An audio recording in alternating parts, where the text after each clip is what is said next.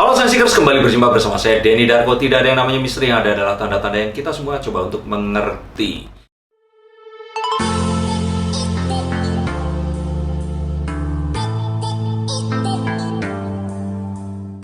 Ini adalah sebuah ramalan yang pasti kalian nanti-nantikan, terutama fans Frisley Herlin, Tak Kasat Mata, Kakak Beradik Podcast, MOP. Ini adalah sesuatu yang akan saya bongkar. Selama ini udah nunggu-nunggu tapi nggak dibolehin. Akhirnya bukan dibolehin juga, tapi saya nekat. Saya akan cerita buat kalian karena saya pikir doa kalian penting untuk mereka berdua. Dan ini adalah apa yang sebenarnya terjadi antara Frisley Herlin dan Jordi Onsu. Nah, sebelum saya mulai, terima kasih sudah selalu menonton konten dari saya. Terima kasih juga sudah mensubscribe. Dan jangan lupa nyalakan tombol lonceng agar tetap bisa mengikuti update terbaru setelah ramalan yang ini. Kita langsung mulai saja. Oke. Dan kartu ini Two of Pentacles menunjukkan satu hal yang pasti, bahwa mereka berdua ini sebenarnya cintanya itu karena cinlok, cinta lokasi. Sama kayak anak-anak yang di sekolah yang sama, tempat les, atau mungkin tempat kebugaran yang sama dan sebagainya. Terus kemudian saling menyukai. Nah, ini muncul dari hal ketidaksengajaan seperti itu. Nah, saya pikir ini adalah satu hal yang murni lumrah terjadi, no settingan, dan terjadi dengan benar-benar apa adanya. Bahkan saat ini terjadi, beberapa orang di sekitar mereka pun pertama nggak tahu, tapi perasaan itu terus kemudian muncul, ditunjukkan dari gerak-gerik yang ada. Dan nggak usah susah-susah untuk lihat di setiap tayangan Kakak Beradik Podcast, kita akan langsung lihat kemesraan mereka berdua. Bagaimana Jordi menunjukkan perhatiannya, dan bagaimana Frisley juga menerima itu dengan semua tangan terbuka, ya namanya orang baik kan, kepada dia. Dan saya pikir ini adalah satu hal yang nyata terlihat bahwa hubungan yang awalnya ini cinta lokasi sepertinya mengalir lebih serius lah. Nah, perhatian-perhatian juga tampak diberikan, dan nanti kalian bisa lihat juga bagaimana hubungan ini terbuild up dengan baik. Bahkan sudah terdokumentasikan dari episode-episode di Kakak Beradik itu, bagaimana awal-awal dulu seperti apa si Jordi sering curi pandang, itu kelihatan banget. Dan ini adalah satu hal yang melegitimasi penjelasan dari kartu ini tadi. Jadi untuk kalian semua yang juga punya kisah yang hampir sama, cinlok, ketemu asalnya temenan, kerja bareng, ngerjain sesuatu bersama-sama, jangan pernah remehkan itu loh, karena siapa tahu ini akan mengarah ke sesuatu yang serius, dan ini adalah masa depan kalian dalam keluarga kalian nanti. Apakah Frisley dan Jordi akan terus bersama dan sampai ke jenjang pernikahan? Tunggu dulu. Nah, yang saya lihat di sini juga hubungannya ini awalnya itu kayak kakak dan adiknya. Saya jadi curiga sebenarnya kakak beradik itu tuh mungkin bukannya Jordi sama Ruben, tapi kayak Frisley sama Jordi yang cintanya tuh awalnya, perhatiannya tuh kayak kakak ke adiknya. Karena perhatiannya tuh benar-benar yang nggak kalau kayak cowok yang naksir sama cewek terus ditunjukinnya tuh gini-gini. Kalau cowok naksir sama cewek itu kan pandang-pandangan, terus ada satu ketertarikan secara fisikal dan sebagainya. Kalau ini tuh lebih daripada itu. Sepertinya Jordi menyukai karakter Frisley yang berbeda dengan mantan-mantan atau cewek-cewek yang lain. Frisley ini kayak dia tuh anak rumahan, sopan. Ya, maksudnya anak rumahan itu memang di karakternya dia kan, dia nggak harus bersolek untuk menunjukkan dia tipe yang untuk menunjukkan karakter yang lain dari dirinya. Frisley itu apa adanya yang dilihat oleh orang-orang di YouTube, di televisi, dan saat dia melakukan apapun ya seperti itu. Nah, misalkan kalian nonton saya seperti ini pakai baju begini, saat saya perform saya pakai jas. Ini kan karakter yang berbeda, tapi Jordi sepertinya jatuh cinta kepada apa adanya si Frisley ini tadi. Nah, dan kasih sayang itu awalnya munculnya mungkin sebagai kakak beradik dulu, terus kemudian merasa perlu perhatian, semakin ingin tahu, dan benar-benar sekarang ini sepertinya lebih ke ingin memiliki. Nah, awalnya yang cinlok, terus kemudian jadi perhatian kakak adik ini tadi, menjadi sesuatu yang lebih intens lagi seiring berjalannya waktu. Nah, untuk kalian semua yang ngalamin ini tahap awalnya begini, terus tiba-tiba dia ini kayak perhatian banget, terus kayak misalkan kalau ketemu itu perhatian banget kalau ada noda di baju kamu, atau terus tiba-tiba nanti misalkan mau duduk kursinya ditarikin dan sebagainya, hati-hati. Siapa tahu si dia ini sebenarnya perhatian sama kamu, dan perhatian itu ditunjukkan ya seakan-akan kalau orang ini memiliki kesamaan darah atau kandung gitu loh, kayak saudara. Nah kalau udah seperti itu padahal nggak ada hubungan saudara, hati-hati, siapa tahu itu adalah cinta. Yang berikutnya lagi, kesamaan yang membuat mereka sama itu adalah dua-duanya ini sama-sama pekerja keras. Orang-orang yang mau meluangkan waktu untuk nggak pergi ke mall, jalan-jalan, terus kemudian nongkrong sama teman-temannya, melakukan sesuatu yang seumur mereka ini seharusnya kan mereka masih melakukan itu. Di awal 30-an mungkin Jordi ini, atau masih 20-an ya kayaknya, saya nggak ngikutin ya, atau Frizzly yang usianya masih di 21 menuju 22, ini biasanya kan kita lihat mereka ini jalan ke mall, ngumpul sama teman-teman dan sebagainya. Mereka jadwalnya padat, mereka bekerja, dan kayaknya karena kesamaan ini membuat mereka ini jadi punya satu ketertarikan satu sama lain. Kayak misalkan kalian masuk ke satu sekolah, terus kemudian di ospek. Nah, saat kalian semua sedang sama-sama mengerjakan tugas dari senior, tergencet dan sebagainya, itu membuat kalian ini semakin akrab. Nah, hubungan mereka ini diperkuat juga oleh kejadian ini tadi. Karena mereka ini sering ketemu, harus kerja, ngerjain sesuatu, akhirnya tahu nih kalau under pressure seperti apa. Pas sakit, dia harus kasih perhatian. Pas dianya misalkan mendapatkan satu tekanan, harus bagaimana. Nah, ini yang kemudian menjadi perekat di antara cinta mereka ini tadi.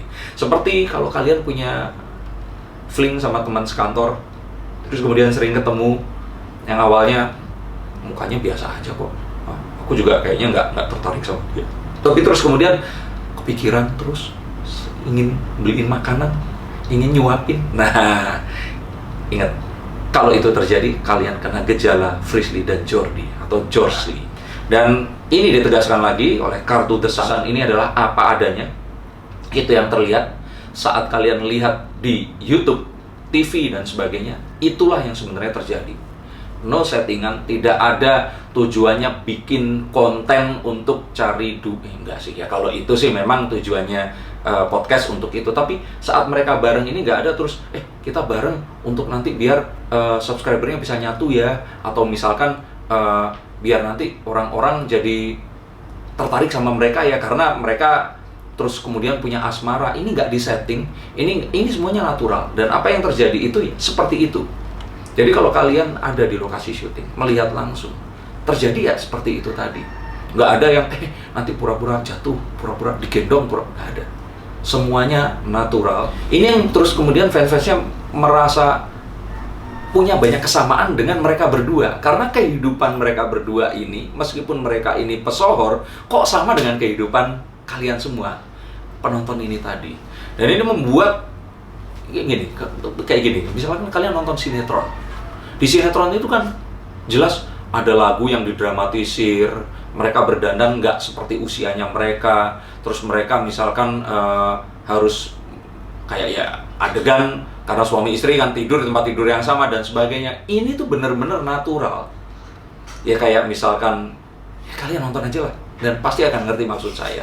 Dan The Sun adalah kartu yang menunjukkan bahwa nggak ada yang ditutupi, semuanya benar-benar terjadi secara natural, dan ini yang membuat kalian semua menyukainya. Dan ini sepertinya akan menjadi bensin, hubungan ini akan lebih lama daripada yang diperkirakan. Nah, yang berikutnya lagi, fansnya itu juga mendukung. Jadi dari kartu ini, seseorang panglima perang yang benar-benar dielu-elukan oleh orang-orang yang merupakan prajuritnya. Fans Jorsly ini benar-benar militan, sama kayak fansnya Leslar, sama kayak fansnya di A-Team dan Aurel, yang benar-benar pengen kalau mereka berdua ini berakhir di pelaminan. Dan doa ratusan ribu, puluhan juta orang ini pasti akan terdengar dan diamini oleh sang pemilik semesta, semoga ya. Dan ini sepertinya akan menjadi rezeki mereka. Ini adalah sesuatu yang benar-benar dinantikan, dan kayaknya mereka semua ini menantikan ini berikutnya ini mengarah kemana. Jadi kalau seandainya mereka udah saling menyukai, fans yang mendukung, tunggu apa lagi? Dan karena itu saya lihat di kartu berikut bahwa sebenarnya ini adalah satu jenis hubungan relationship yang berbeda daripada sebelumnya.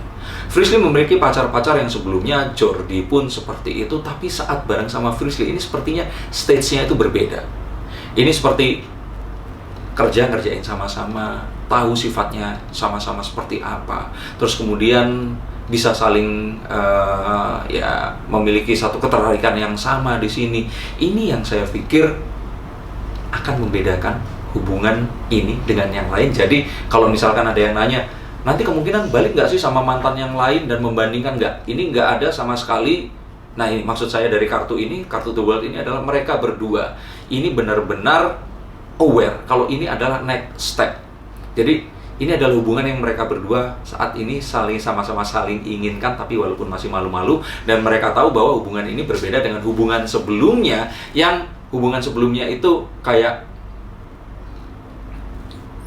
ketemu terus kerja bareng, ngerjain sesuatu bersama-sama. Akhirnya ini cintanya itu kayak cinta yang, ya kebayang nggak kalau misalkan kegiatannya nggak bareng kan otomatis ketemunya kalau cuma seminggu sekali, 2 kali.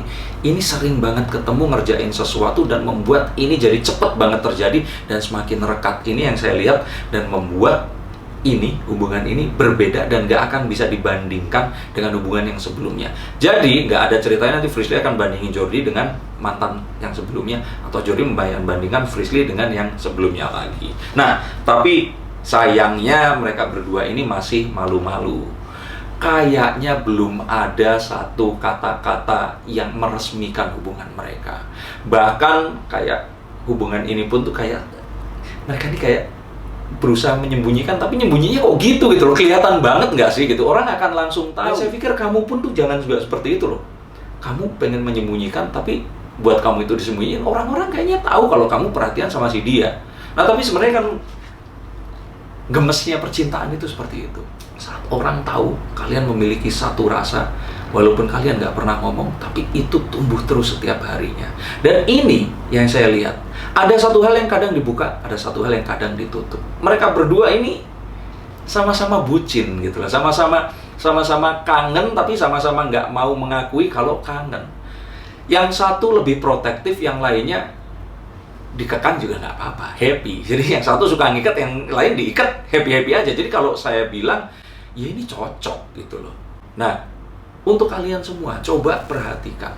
Kalau ternyata si dia, ingat tadi, mulai sering ketemu, mulai menganggap seperti saudara sendiri, perhatian, terus mulai kayak bucin, bener-bener kayak ada apa-apa nelpon, ada apa-apa nge-WA, ada apa-apa selalu nanya, kayak seakan-akan pengen di sebelah kamu terus setiap hari.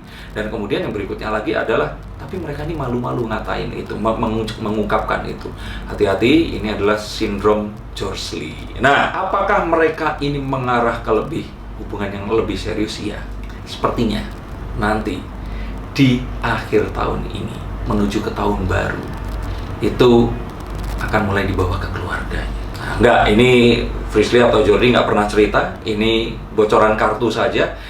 Mungkin mereka akan menyangkal, tapi kalau saya bilang ini akan terjadi dan hubungan ini akan jadi lebih serius lagi.